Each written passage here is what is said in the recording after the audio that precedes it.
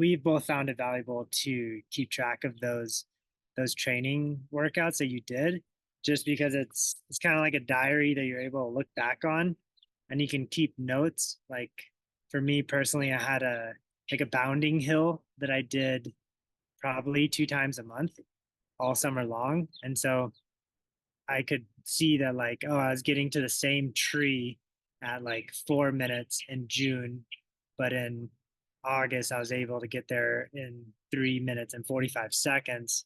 And I was doing two extra intervals than I was doing in June. So you can like see that progression. Or on the flip side, if you start going slower, then you have that historical data to be able to consider, like, am I really tired? Like, is life stresses getting in the way of my sleep? Things like that, where without a diary, it's kind of hard to look back and remember the week to week, the month to month. Mhm. You could write down, like, say what you did, how long you did it. And then I think the really valuable thing that David touched on is just talking about how you felt during that workout. Because a lot of times, like, you know, the most important thing is to look back. Like, say you're tired at the end of a big block of training, and then you go back and you go, like, I actually was feeling pretty bad, like day after day. And so you can kind of use that. And then, I mean, even a year later, I've gone back and looked at training logs and been like, like, let me see how I did this block of training or how I was feeling. And so I think at the time, sometimes it feels like you're maybe being excessive, writing everything down about a workout, but it is a really valuable tool, especially if you get years and years of it. Like, I'm sure David has like 15 years of training logs at this point. So it's cool data to look back at. And then I think another thing that is worth touching on is just a lot of times we'll have like nagging injuries.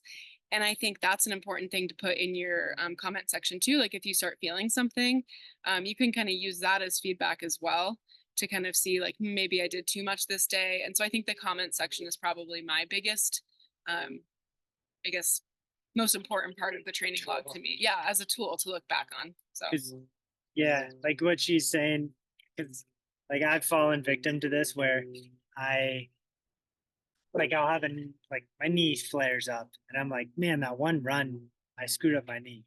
But then I look at my training log, and for like the last 2 months, it was like every other week I was complaining about my knee hurting. So it was really like a chronic injury that I ignored until it was just so bad I couldn't train. And I do the same thing if the race goes really well. I've looked back at like the 8 weeks leading into the race, and I try to see like what things did I do really well that maybe led to this result.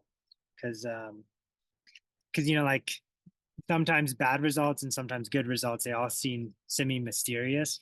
And I think if you can start to find like the pattern and what helps you reach your goals, that's really valuable. And it's kind of like your way of taking ownership in your training a little bit. And then it feels good when you do accomplish your goals. Then like you put in the work and you earned it.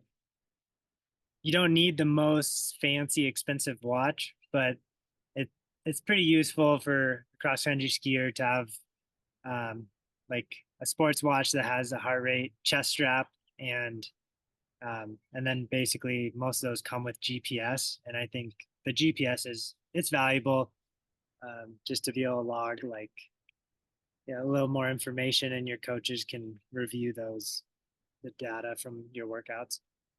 And a good point, David, also I wanted to mention, there's many watches now coming, even inexpensive watches that can measure heart rate monitor through the watch, through your wrist, but it's not accurate. So if you really want to have accurate information, especially as you're getting older, the strap is the way to go. But most of even all the inexpensive heart rate monitors, watches will can have ability to connect the strap with it. And that's definitely, don't rely on your watch if it's just reading through your wrist. definitely don't. They're like terrible. I think they're like really bad. I think Yeah, you're better off taking a manual pulse half the time. Yeah, exactly. So just something to keep in mind. yeah.